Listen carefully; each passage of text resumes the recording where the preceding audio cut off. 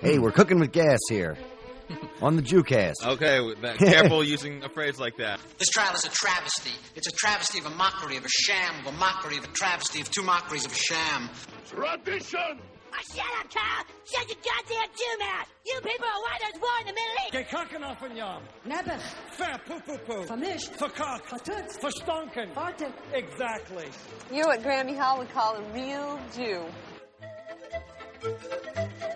Oh boy, we got 99 podcasts, and it's a problem if you're not listening to any of them. What's happening? Hey, what's up, right? This is our last double-digit podcast because we're going American Jews going into triple digits next. I tell you, it's a big January for a lot of people this year. Definitely. We're in good spirits because Trump isn't the president anymore. It's fantastic. I mean, it's just like the world's feels like a better place. Who cares that COVID's still going on? It's freezing outside. You can't go inside anywhere. I'm still happy to be alive today. Listen, it was fucking cold out today, but it was our first full day with Biden as president, so it was a beautiful fucking day. I'll tell you that.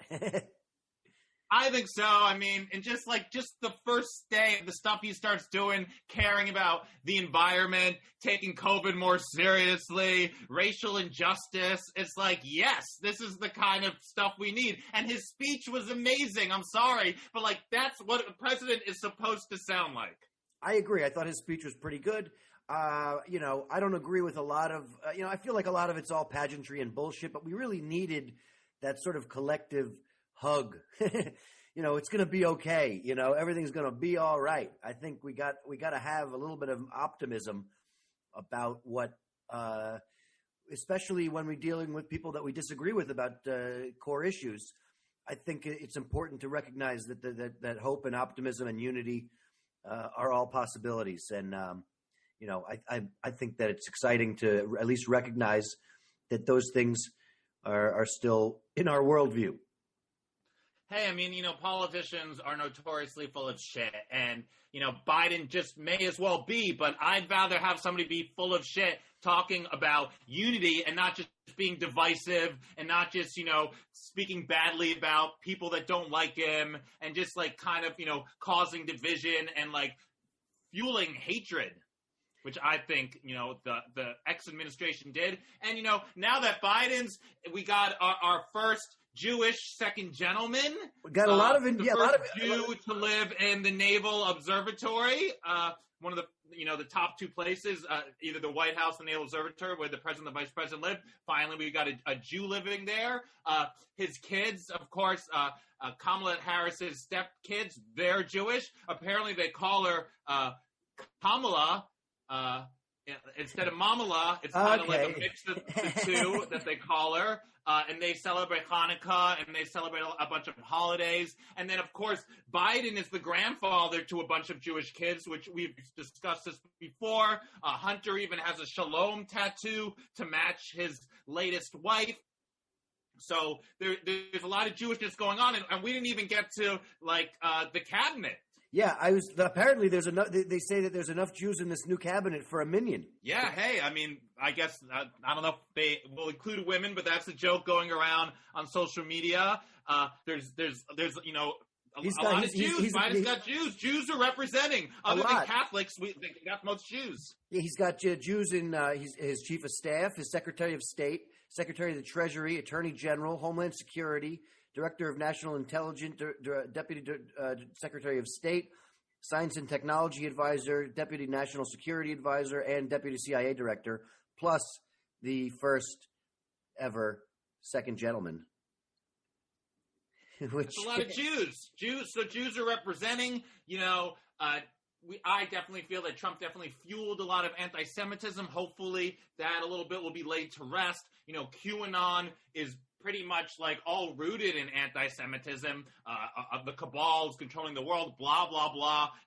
They never got their mass arrest that they were claiming was going to happen, that Trump was going to save them. He was going to have this mass arrest. That never happened.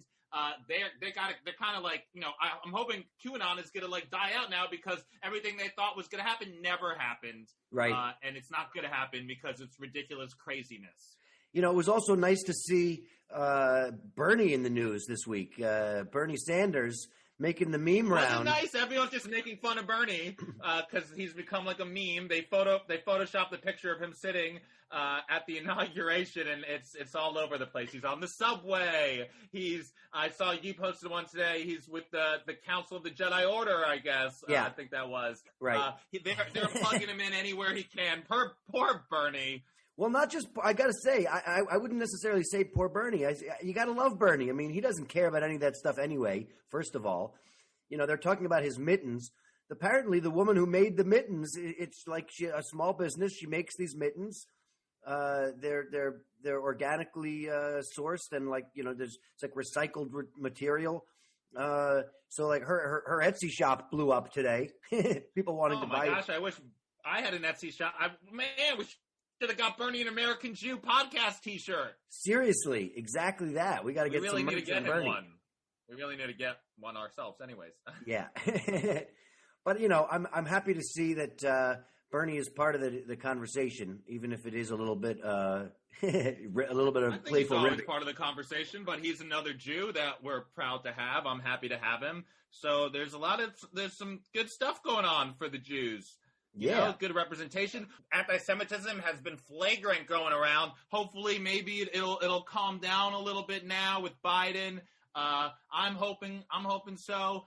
And you know what? I think Biden's family is really a reflection of American Jews because a lot of Jews they don't marry Jews. Interfaith marriages are very popular, but unlike in the past where people, I guess, would marry a non-Jew and that'd be the end of their Judaism, a lot of these interfaith couples, they still want to keep Jewish traditions alive. They still want to teach their kids about Judaism. They still want to celebrate Jewish holidays and tradition. And I think that's what Judaism in America is evolving to. And I think that's really great. I was even reading that now more families of even Orthodox households are a little more open to non-Jewish people coming into their family because they hope that maybe one day they'll convert instead of in the past when it was so quick to ostracize who's ever marrying a non-Jew and have kind of this anger and this negativity. So I think having this more positivity, whether it's, with the vice president and the second gentleman, whether it's Joe Biden having all these Jewish grandkids, this is what it is. Religion isn't as black and white as it used to be. And you could be Jewish through marriage. You could have a grandson or granddaughter that's Jewish. I mean, Obama wasn't Jewish. He doesn't have any Jewish kids. He still made sure to have a Seder for the Jewish people in the White House. I mean, participating in these Jewish traditions is not, when we had Jared on, he was talking about how he didn't feel like he was really a Jew because he didn't do any of the Jewish religious stuff, but that doesn't matter anymore. That's not what's important about being a Jew. Well, you know what? I'll tell you this. I'll say this. Tell me, Jordan. Tell me it. Like Jared said, Jared did say that sometimes he felt like he was inferior to some people that were much more religious. But when he started doing shows where he would embrace his Judaism more, the audiences ate it up. Like they wanted him to be embracing of it. I think that all of this speaks to inclusion and a lot of this diversity that we are seeing, sort of across the board. It really speaks to our need to connect on a human level, and the closer we get to really understanding why we do these things and what these traditions mean and what it means to be a part of a mixed family where people come from different backgrounds. Having all that mixed up together, I think is a good thing. Like it really will ultimately, we've talked in the past about how, it's kind of crazy that whatever you're born into is what you are. There's not a lot of focus in any religion really on people being able to make their own decision on what religion they want to follow when they become of age, or, at what point do you, kind of figure that out for yourself. And I think, as far as I can say, we talk about what do you believe in, and people, it's not like they believe in it. It's all people know. It's like they never made this conscientious effort to be I believe in this. This is what I think is the right way. That's just been a part of their upbringing, been a part of their lineage, and that's just all they know. And it's to me, it detracts from religion, and I think it's more beautiful to see these interfaith couples and families that are are keeping these traditions going and spreading the positivity and the love that Judaism has to offer. I mean, you know, we've talked about this before. I mean, this is something that we talk about on the show a lot, but I think it's indicative of the fact that the reason that people want Jews to marry other Jews is because otherwise there will be no more Jews left. You know, it'll die out. We have to keep it in the tribe. Keep the traditions alive. And there is something to be said of the dangers that come out of mixing too much, you know, of diluting it to a point where, you know, young people that are growing up don't understand the traditions, don't understand, you know, the real meaning behind stuff. You know, if they only know about like the major holidays and how it relates to, you know, oh, that's, you know, the holiday where we do this or whatever. Like, you know, there's not as much focus on the actual origin stories of a lot of these things. I think it's important to remember the original texts. You know, I think it's important to highlight some of the stuff. Hey, these original texts, you know, the Bible, it came from God on Mount Sinai. You know, they're fairy tales to me more than they are historical texts. And I actually think that, you know, I think it's outdated to think of, we're going to not have any more Jews anymore because Jews are marrying non-Jews. I kind of disagree with you. I think what it means to keep Judaism alive is to keep the traditions alive, to keep the positivity that Judaism has to bring light into the world alive, to keep the values of Jews alive, and to remember the history and to remember what we've gone through, whether it's been, you know, the persecution during World War II and anti-Semitism that's going on today. And I feel like that's all it takes for Judaism to survive. And I feel like that's the evolution of Judaism and all religions in the future. Yeah, I'd like to see, you know, a little bit more. You know, I mean, what is the definition? Is it like you were saying, oh, no, now there's less Jews. You like to be a Jew, your mom has to be Jewish. I think it's changing, you know, just like the definition of anti-Semitism is kind of going back and forth. You know, the International Holocaust Remembrance Alliance has their definition. A lot of other places have picked up their definition, but a lot of places are saying, no, some of the part of the definition where it involves the critique of Israel shouldn't be included in anti-Semitism. God knows we've discussed this a lot. Yeah, this is a, you know, this is a big issue that is, I think, coming to the forefront. You know, I was reading about this today as well. You know, it's shocking to find out that Trump did not create peace in the Middle East. They're still fighting over what can be considered anti-Semitism. And I think that's No, absolutely. And I'm sorry to interrupt you, Jordan, but I just want to touch on what you're saying because, you know, these historic peace deals between Israel and countries Israel wasn't at war with. It's just like it blows my mind how people want to be like, oh, Trump did this great thing. And hey, yes, it is great. Jews are going to the UAE a lot right now. They've opened their borders. It's good that they've recognized Israel. It's good that, you know, but they want to give Trump credit like he fucking is like this amazing person who historic peace deals. Like he didn't fucking do anything. These places weren't at war. And I'm sorry, but I just don't. I think he like fluffed it up to be better, and everyone's making it seem like what he's done is better than what it really is. And the places that are still fighting, the Palestinians and the Israelis, he didn't do anything. If anything, he exasperated it. Yeah, I mean, I just think, you know, it's interesting that there are all these different groups that are urging Biden to get into this fight. You know, they're like, oh, now that Biden's here, we have to make sure that he agrees with us that being anti-Israel is anti-Semitic. They want to add that to the definition. It's not clear cut. It's not clear cut. You could be against some of the things that Israel does and not be anti-Semitic. But if you're going to speak out and say there should be no Israel, Israel's a racist country, then it's getting a little anti-Semitic. So I think the definition has to be a little more straightforward and a little more clear. I agree. Just to criticize Israel and Israel's actions is, in my opinion, in no way anti-Semitic. And it's almost like Israel is trying to get this like get out of jail free card by kind of lumping it in with all the things that are anti-Semitic, being like, oh, no, anti-Semitic, when it's not. And we've talked about this. I've said it a million times. It hurts and it makes anti-Semitism. It doesn't decrease it, in my opinion. No, I agree. We've talked about this a lot. But I think, and this is, I think, one of the core issues of our show really is talking about, you know, at what point is something anti-Semitic, and where do you draw the line in terms of dealing with, you know, some of the things that Israel has done as a country? because it's not all wrapped up in the religious stuff. I think it's the same way of I'm trying to think of a different, another analogy, but I guess it's hard to do so. But it's almost like saying, people who come out vocally against policies that America has had for years, criticizing our public or international policies. Nobody comes out and says, disagreeing with that is anti-American. You're not you're a traitor to the American public if you don't agree with every policy that our country has, and that's I mean that's right. If you criticize France, it's not like you hate all French people. I don't know. I fucking hate a lot of French people. I don't know. I don't think I'm joking. I'm joking. I'm looking for a French girl if there's any out there. I'm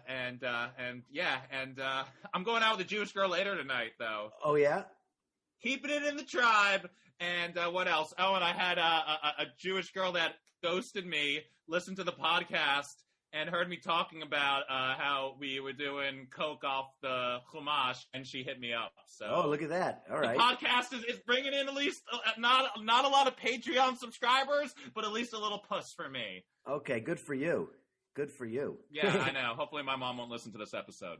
Well, listen, I feel like we talk about it all the time. It's all about inclusion. Who are we to judge? Let's after I fuck you, then I'll judge. But first. Oh no, I judge before. I'm always judging. I'm judging Jonathan. Everybody judges all the time. Whatever. That's how I feel about it. Well, listen, I think it's important to have I think it's always important to push the envelope. I think that's always. Sometimes it's hard to figure out where the line is until you cross it, and I think that's probably a pretty good segue for our guest today, who pushes the envelope. I just want to say one more thing. Anti-Semitism in America. A lot of these QAnon people, a lot of these white supremacists, a lot of these Trumpers, they love Israel. They love Israel. Their anti-Semitism has nothing to do with Israel. It's just pure Jew hatred. Anyways, I'm sorry. Jordan, I didn't mean to interrupt your amazing segue, bringing in our next guest, who we're super excited to have on our 99th episode. Canadian Jew. Yeah. Super funny comedian. An incredible improviser and performer.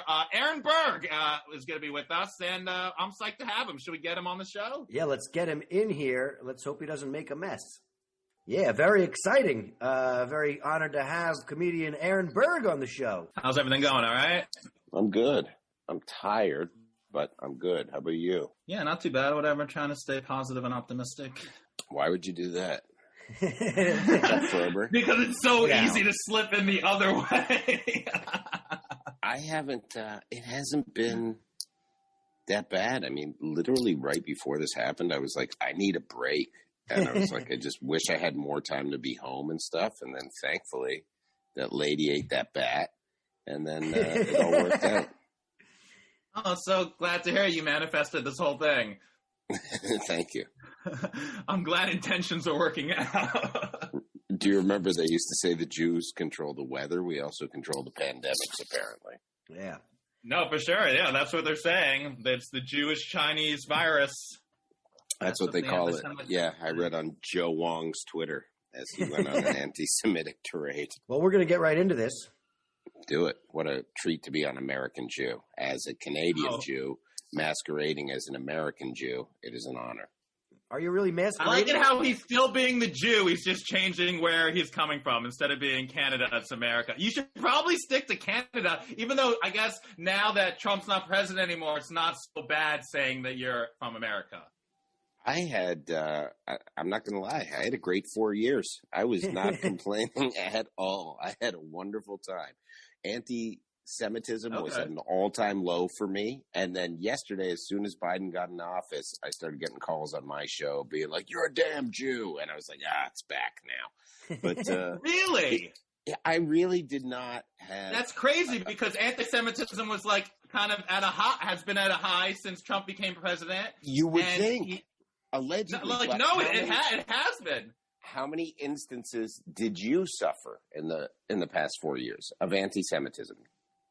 I mean, I haven't suffered really a lot in my whole life, so I guess it's not really fair just to say the last 4 years. But, the QAnon, which were big believers in Trump, is shrouded in anti-Semitism. And, of course, the white supremacists that he empowered are anti-Semitic. What he did, his historic peace deals, really didn't do anything to help the anti-Semitism that is created because of the relationship between Israel and the Palestinians. But that's crazy to me that you didn't get any in the second Biden becomes president, who Biden has Jewish grandkids. I mean, of course, Trump has a Jewish daughter too, but Biden has his whole administration is filled with Jews.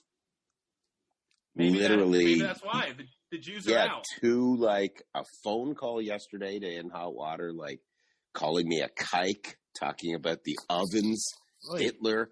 And this is the first day Biden was in office. And then someone sent me a link to a Reddit thing. And it was just I had no idea Berg was a Jew. This is blah, blah, blah. Hadn't heard any of that for 4 years. It's crazy to me. I mean, I'm not defending him in any way, but I think financially it was good for some people, and I was one of those people. That's good.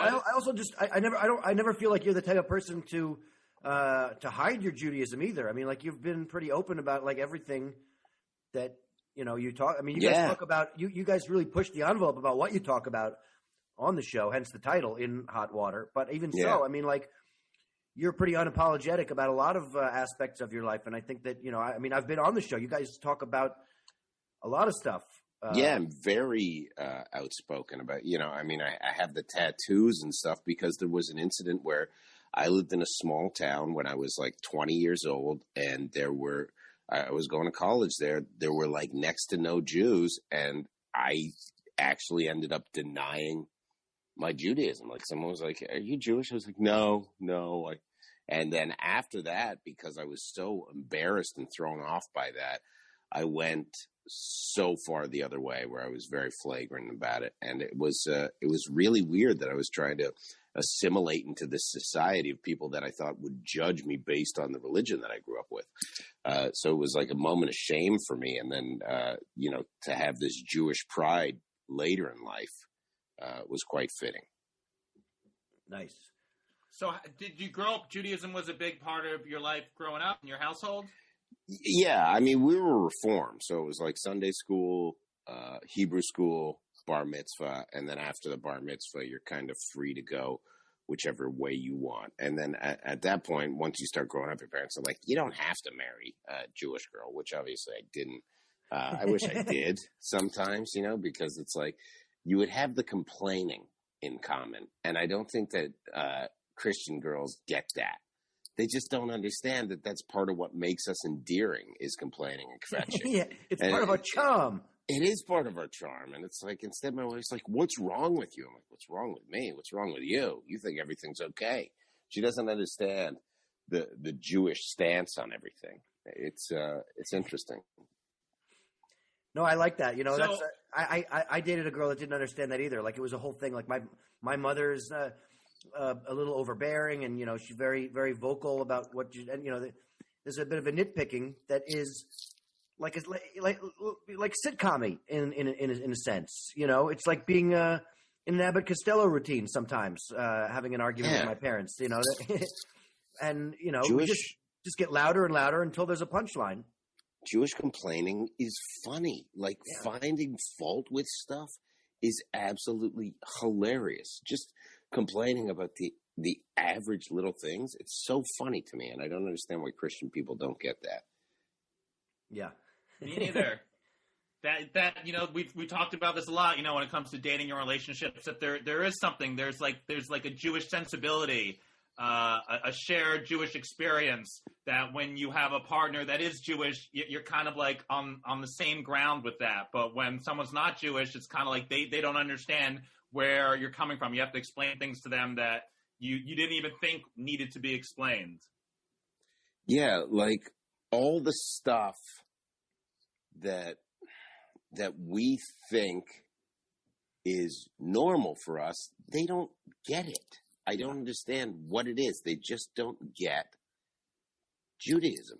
It's a really special thing that only Jews share, and there's that camaraderie because it has to be the complaint. Like, it's always too cold or it's always too hot. It's never perfect. And I think Christian people just don't understand that. They always think they're happy being miserable, whereas we are miserable, but we always complain about it to make ourselves happy. It's a very different thing. Huh. Similar religions, Yeah, when Jews tell the Goldilocks story, they leave out the part about things being just right. None of the bets were good. The people, this is horrible. Aaron, it's funny because we were talking earlier about, interfaith families and kind of the evolution of like Judaism in America, and you have an interfaith family. How Jewish are you raising your daughter? A little bit. We gave her a baby naming ceremony. Yeah, we gave her a baby naming ceremony because my wife was like, I think we should get her christened. And I was like, okay, well, then we're getting her a baby naming ceremony, a Jewish one. So we flew to Canada and we got like one of those very liberal rabbis that you're not even sure if they're really a rabbi or not. Like right. They come into your house in purple and they're saying they're like, well, we've just prepared our own little thing that we're going to read. And then a little Torah portion too. But you can tell, you're like, oh, these people got kicked out of every rabbi class. I got certified by some guy on Fiverr. So we go there, and the beautiful thing about my wife is, and I don't know if this is all Christian girls, she doesn't get stuff done. So it's like, she's like, we're going to get Piper christened. I was like, all right. And of course, you leave it to her. Never gets done. So it never happened. So we got to get Piper in for a baby naming ceremony, not only before the christening, but period. So the baby was never christened. So I hold that she's half Jewish. Now, we battle over prayers at night because my wife will do like as I lay me down to sleep, I pray the Lord, and she teaches Piper that. I go in and my prayers are different because I pray, but I teach her how to ask God for stuff that you want, which is a more Jewish form of prayer to me. So I'll be like, please make sure Dada makes at least mid six figures this year. Please make sure I'm healthy, that you're healthy. So I wish for health and success, which are very Jewish tenets, whereas I don't understand the rest of as I live, like, pray the Lord my soul to death. I'm like, why do you have to be so macabre? Don't let me die in my sleep. Yeah, just put the kid to sleep, letting her ask God for stuff, and it will manifest itself. Did your family care at all that when you were getting married to a Christian girl? No. I still blame my mom for me marrying Christine because my mom was like, oh, she's your soulmate. And I was like, all right, I guess I'll. And then I was like, what was I listening to my mom for? But that being said, of course I love my wife at times, but they weren't that upset. I think that they were just happy because I'd had I had a big chunky years where I was a really bad kid and then a bad young adult. I was kicked out of a whole bunch of high schools, drugs, got arrested, started to get back on track, but then became a stripper and was kind of dabbling in the sex trade. So I think, any sense of normalcy to my parents where they're like, oh, he's not marrying a skinny needle addict that he met at a hostel. I think that kind of made them happy. She has a. That's good. When you were a stripper, did you ever shave your pubes to look like Payas? That'd be so funny. No. I always thought it'd be hilarious to go to like Fiddler on the Roof and just start stripping.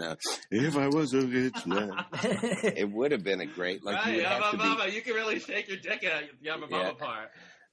You'd have to be a really good stripper to get away with that. I was not that good of a stripper, but I think like there's some guys that if they could really dance and do the horror and stuff, it'd be a big thing. Like Chippendales should have that. They should have like the Hanukkah show where they just bring in 3 guys and doing like 8 guys, like the Russian dancing. We're getting non-kosher tonight, everybody. Yeah. Ooh, I'm gonna mix some milk with your meat.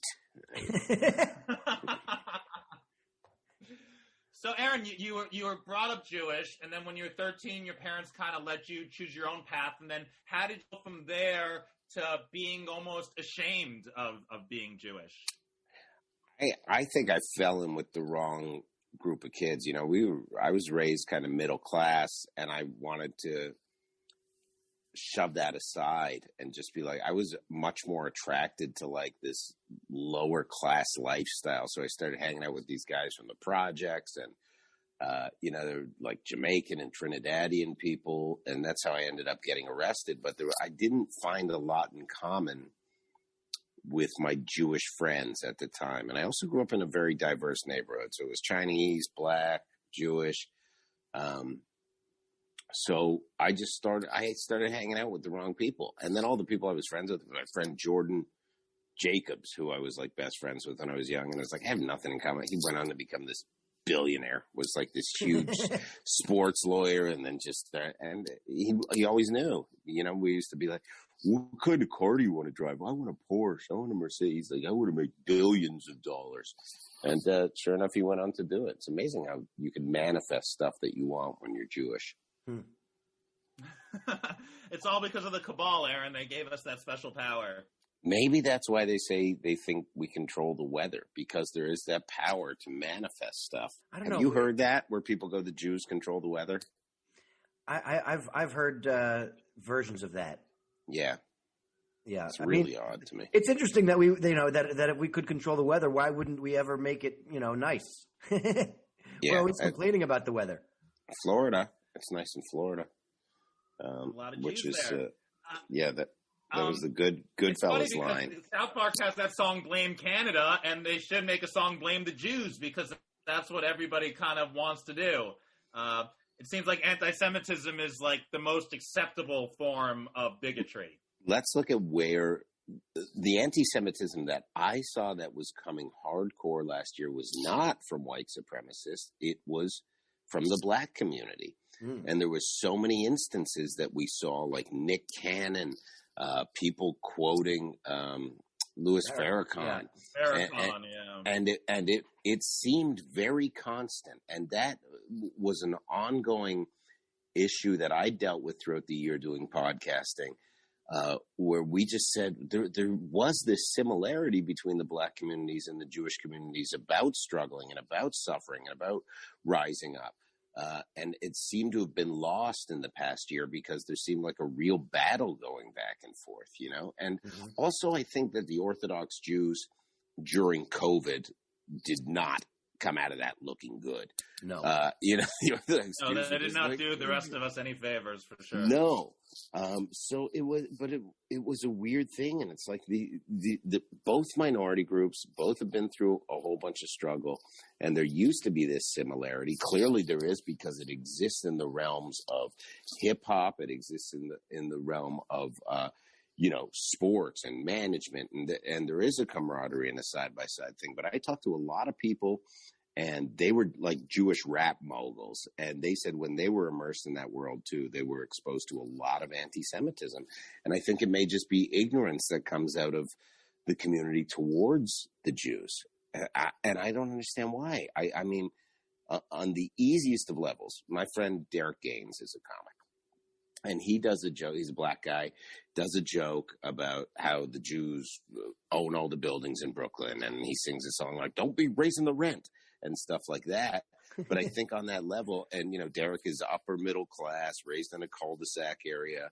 I think that there's this shared experience where Black people really think, you know, Jews are all about money. They own property. They want to make life rough for the rest of the people. So I think that that's a shared experience that they go through, and I think that's probably where it comes from, but it doesn't justify it. Yeah, no, I mean... No, for sure. Maybe they're just pissed off about, you know, the Jewish jewelers charging them too much for their bling.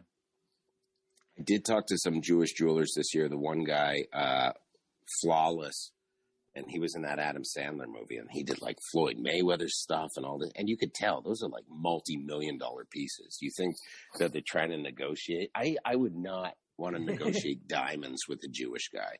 Like, even if I think about getting my wife a second ring, like for an anniversary, and you think you know what you're doing, and you go in and you're just haggling with one of those guys in Midtown, you know you're just getting thrown under the bus. You know, it was like some blood diamond the kid lost his pinky for, worth like $30, and you're still paying $7,000. It is interesting and sort of disheartening to see that the Black Lives Matter movement doesn't embrace more support from the Jewish community, because we are sort of, the people that hate, the bigots and the racists, they hate all of us. To them, it's kind of the same fight, but we should be more aligned with each other against that. But there does seem to be a disconnect sometimes just between between those two communities. But just as you say, Louis Farrakhan isn't doing any favors. He's been a notorious anti-Semite for quite some time, and then these other whether it be a rapper or an athlete or a TV personality like Nick Cannon are kind of like picking up little crumbs from him and just kind of like spraying them all over social media without really understanding where they're coming from, and then they're having more awareness and being more sensitive to the plight of the Jewish people and realizing that we are kind of brothers and we have both fought against, oppression and hatred all our lives. Yeah. It'd be interesting to see if that happens. But then there is like a double standard. And Michael Che addressed this maybe 2 years ago, where Michael Che would say a whole bunch of controversial stuff at a point in time where other people were being attacked. This is like pre-Shane Gillis cancellation. If the listeners don't know, he was a comic that made an Asian joke and then was then fired from Saturday Night Live as quickly as he got hired. But what happened was Che said basically, look, I kind of have a golden pass because I have black skin. I'm a black man, so I get away with more jokes than, say, Colin Jost would be able to. So they let Che handle those edgier jokes because he kind of has that free pass. And it's a bit of a double standard. He's smart enough, he's aware of it, but you look at somebody like Al Sharpton, who's been caught in so many anti-Semitic things and then has his own show on CNN and is applauded. There's a lot of double standard going on. And I think that this country would be far more progressive if there was just kind of like, once you say a thing's a rule, make it a rule. Don't have double. Look, if rioting is wrong, the people that did the Capitol thing should all be arrested. But the people that burnt down the Minneapolis police station should all be arrested. Yeah. So it doesn't matter what your quote unquote cause is. The action is what is reprehensible. And it's just a double standard. But I think that America has had this coming for years. I think for years it was inevitable that this was going to happen in this country. For sure. For sure. I kind of disagree with you, Aaron, because while I do think it's reprehensible what happened, and I do think people should be held accountable, I think there's a difference between, rioting or fighting based on a video of a man being murdered by the police and a country built upon racism, and then rioting based on somebody's lies. Right. But look, if you're going to look at it like that, then you could also be like, look, the American system's broken. We are rioting against violence. I think, look, I didn't watch the whole Trump videos because at that point in time, they were all starting to be taken off of line anyways. But it's still, you're attacking a government building. They're revolting against police and the treatment of their community. But these people are doing the same thing. If you're gonna judge it by that, and I'm not defending these people for walking into the Capitol, because when I went in, I couldn't find anything. The podium was already gone. I got there too late. But it's like it's the same thing. Like, equality is equality, and I think that to accomplish that would lift this country to the progressive place that it should be, because this country is caught in limbo where every 4 or 8 years, all it does is try and erase what the guy before it did. And that's exactly what's going to happen with the Biden administration. Let's get rid of everything that Trump did. So this next 4 years is a wash. This country's not going to be progressive. You can hire trans people, you can make diversity and affirmative action a thing, but this nation will not be as progressive as it could be. I still think it's the greatest country in the world, but I moved here and I'm an immigrant, so I have that pride where it's like a lot of immigrants that move here really embrace the American way of life, and not just the current American way of life, but we glamorize it as this is the 80s when Reagan ran everything and trickle down economics and you can be whatever you want to be. And even though the economy will crash, it'll come back up, and just get out there and pull yourself up by the bootstraps. So I think a lot of immigrants kind of tend to take on these quote unquote conservative values where they believe that America can give you whatever you work for. And it's unfortunate to see that there's a whole other side that isn't involved in that. So I was a legal immigrant. I moved to this country. It cost me $30,000. It took me 6 years to get the paperwork to leave Canada, because basically to leave Canada as a comic, you have to prove that you're an extraordinary artist. You've both seen my stand-up. It's very hard to prove. So it's like I had to develop he's an extraordinary dirty comedian. Very few people do this. Here's what he does on this level. So it was that hard to get into this country. So there is this love where it's like you're fighting to be with this 10.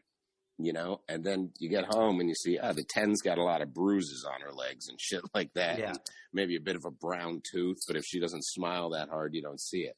So it's a weird thing, the way that immigrants look at America and don't see its imperfections as much as people that were born here. And I guess it didn't help, it didn't help any that you were Jewish. You didn't get a Jew boost. Easier to get lawyers. Yeah, and that was necessary. I mean, I had like a manager in Canada, and he knew a Jewish lawyer, blah, blah, blah. But it was really a difficult time to get to move here. And now that I'm here and that I'm able to do the kind of thing that I do, which, in Canada would almost border on hate speech, to be able to joke about race and trans rights and all the stuff that we all do on stage, I think. It would border on hate speech. There's people that have been sued. There's, in other countries, people get thrown in jail for this stuff. So I think that America was kind of the last place that there was that freedom. And I also feel that I think that I get the fear that white people went through for the last 4 years, where they feel like their way of life is being crushed upon, and that the middle-class white guy is being pushed out. And, that's why Trump was elected, because people literally believe that. I don't think it's a real thing. I think it's something that if you spend enough time online and reading the right media or the right-wing media, you'll believe that. But I don't think it's a real thing. I don't think when you go out on the street and you see stuff with your own eyes, I don't think that that's happening. For sure. It's a difficult situation in the state of America now. I mean, hopefully things will be better. Hopefully we can end, this hatred that we have against each other that's really just like based in nonsense and stupidity, and just try to hope for a better future. But who knows? Is your family at all religious like now? My parents will still, they'll do little Zoom synagogue things. They're somewhat active in the Reform synagogue. My aunts and uncle on my mother's side and my father's side, they're all Reform. They'll have Passover. None of them fast on Yom Kippur because they're like, oh, we're too old. We can't. It's like anyone can go 12 hours without eating. You don't have to. So they don't do that. But they do Rosh Hashanah. They get together for, most of the holidays. But they're not over the top. They'll light a, how do I pronounce it? A yahrzeit candle. They'll do that, for my Bubby and stuff. And, we call my mom and dad Bubby and Zadie for my daughter. And then the Christian people, she calls them Mum and Pop. That makes no sense. I like our names best. Mum, Pop.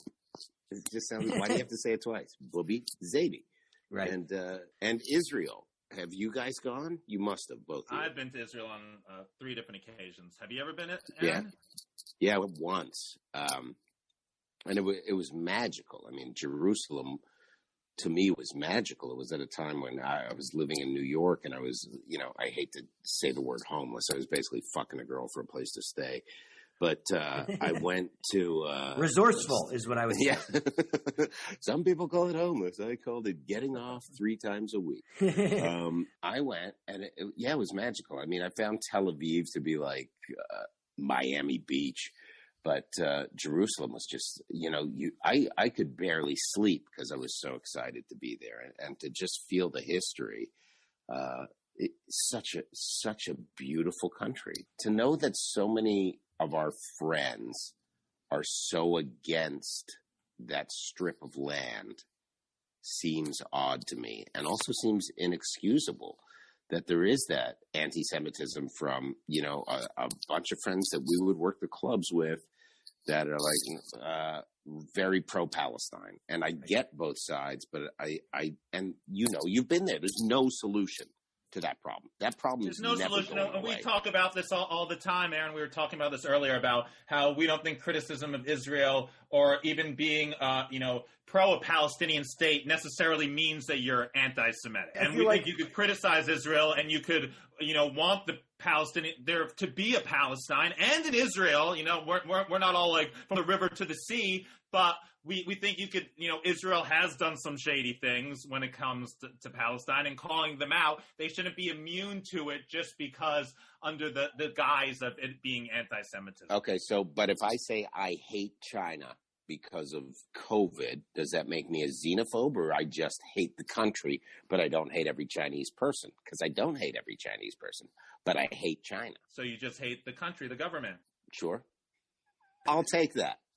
There's I think a pretty clear way to politicize foreign relations between different countries, but it's a lot harder to politicize your religious affiliation or the family traditions. I think that Judaism and Israel, the politics of those two ideals are so tightly tied together that it's hard to have one of those discussions without the other. In a lot of cases. And, I think we're seeing a lot more willingness to have those discussions, despite the fact that, as you say, there aren't really any answers. We're kind of going to be banging our head against the wall for another millennial on this, I think. But I think it's important to not lose sight of the humanity of the people on the other side of that argument, to really understand that, these are also people. And just like you say, you can be against some of the policies that a country has and still not be hateful towards the people that have to live under that regime. That's a good point. I'm against, people molesting kids at churches, but I don't hate all Catholics or think they're all responsible or evil because of it. I mean, it's not like you went to Israel and you became radicalized. I mean, it sounds like to a certain degree, it almost... They try to do that, by the way. You know that, right? Did you go on Birthright? No, I went to do stand-up over there, and we were the first dirty stand-up tour, and it was met with mixed reviews, me anyways, because I was so far over the edge. But basically everyone that was showing us around, they instill this pride in you in Israel and be like, anyone who tries to take it is... And then we did a show right near the West Bank where the host was like, it's great to be in Israel, and someone's like, this is not Israel. And people got up and started walking out. So that divide is so present. But I had my asshole eaten by a Canadian diplomat. So for me, it was a great experience. Hey, that sounds like a positive time. So how did you? So fun. How did you not? Well, I feel sat on her really... face and sorry, go ahead. Okay, we could go more into you were going to ask another Canadian diplomat asshole eating. But I was curious, did you feel like the Israeli audiences, was it just because they were on board with the vulgarity or just your humor? They were just it was just a different type of audience. I probably did 7 or 8 shows. Some were great. Other ones were this is too vulgar, too far. And I wasn't as polished, as I am now. It's 8-9 years ago. So it didn't have that smoothness to the edginess. But they weren't offended by freedom of speech. They were just you talk about your schmeckle too much. It was that type of thing. Too many dick jokes. Yeah. But you would go back there and perform again. Yeah, I would love to. I mean, I'd love to take my daughter there. It's a beautiful country. And, you go over, you can You eat well. You can do these tours. You see, there's so much history. It's a great place to go. Did you find Did you go to the Wailing Wall? Yeah, I went to the Wailing Wall. We did a documentary when I was there, and it's called The Universal Language. 25 kvetches. 25 kvetches. Why did the elevators not work? But it was called The Universal Language, and it was like 7 or 8 of us went over there, all Canadian comics, and they showed our whole journey and the shows and the people leaving upset and the people really happy. And then you can see the blonde lady that ate my ass in a couple of the shots. You see her because I'm flirting with her. She was a big lady. Big lady. Aaron, we'd like to ask our guests a bunch of questions. Do you have a favorite Jewish holiday? I like Passover. Yeah. Why? Yeah. It's pretty good. Nice spread. Get to do it's education while you eat. You get a book, the kids get involved. I like Passover. Passover is a good one. And then it's got to be a good meal. I don't like the celery and the salt water. I do like the eggs. I like getting bunged up with the matzah. You eat a whole bunch of matzah. Get all bunged up. I like Passover. I'd say Passover is mine. Hanukkah's fun, but it feels like too much. Hanukkah's too much. I gave Piper all of her Hanukkah presents on one day because I was just like, we're not doing this every day. Here's 8 things. Open them. Oh, she probably loves that. Yeah. Do you have a favorite Jewish food? Katz's pastrami sandwich. Mm-hmm. There you go. I like a nice, greasy potato latke. Yeah. I will have a bagel and a schmear almost every morning until I start to feel too bloated, and I'm like, I got to go back to egg whites. But plain bagel with a schmear of not light cream cheese, just normal cream cheese. Once in a while, some smoked salmon on that, but it's too heavy. I can do that once a month, and then you're just like, oh, I don't know what it is with smoked salmon. It just weighs you down. Also, Hanukkah gelt is a pretty good little snack if you get good Hanukkah gelt, not the real plastic tasting ones. Right. Do you have a favorite Jew? Biblical, fictional, someone in your life, somebody in entertainment, anybody? Boy, I want to say Sean Penn's character in when he plays Pacino's lawyer, but what was it? Carlito's Way. Carlito's Way. Yeah. Listen, he was a great Jew. That's a great character. He was great. Yeah, but he was a character. Real Jews, the guy that pops out would be my rabbi. His name was Rabbi Bielfeld. And then he got real skinny after, and we were like, does he have AIDS? We didn't know. This was around the time where you're like, is the rabbi gay? Does he have AIDS? I think it was just stomach cancer or something. But it was a weird time. He was good. My dad isn't overly Jewy. It's hard to say. My favorite Jew. I like Ari Shafir. He's a really cool Jew. That's enough. I'd say that's good. Is there anything you want to plug, Aaron? In Hot Water, Monday to Thursday on compoundmedia.com. My Patreon show is called patreon.com/gumfridays. And I also have a Jewish podcast that's out there somewhere, and it's called Badass Jews. And I'll be doing stand-up again. So I'm back. I'm on the road a little bit. I'll be at the Funny Stop in Cuyahoga Falls in March. I'll be at Uncle Vinny's in February. I'll be in Austin, Texas in April. So I'm going on the road once or twice a month and trying to get back and do stand-up and get the world back to some normalcy. Nice. Awesome, man. Well, thanks so much for coming on the show, dude. You guys are great. Thank you for having me. Love having you on, buddy. Hopefully we get to see you in person soon. I hope so. We'll get back up. Maybe we'll all do a subway show on the Red Line or something. Yeah, Jonathan's doing one later. Is he? On Saturday. Dude, let me know I how want it to is. fucking perform, man. Let me know how it performed is. in a week. All right. I'll talk to you guys in a bit. Yep, thanks, Hey, buddy. Aaron, thanks Lots again. of love. Bye. Oh, boy. Well, thanks so much to Aaron Berg for coming by the show. Make sure you check him out. Make sure you're following us on social media. We're American Jew Podcast across all social media platforms except on Twitter. We're American Jew Pod. If you're not listening to our Patreon, get on that. We got lots of extended interviews, including with this episode. Yeah, it's a great way to start your 2021. Of course, you can follow me across all social media at Jonathan Randall. Thank you guys for listening. We'll be here next week with episode 100.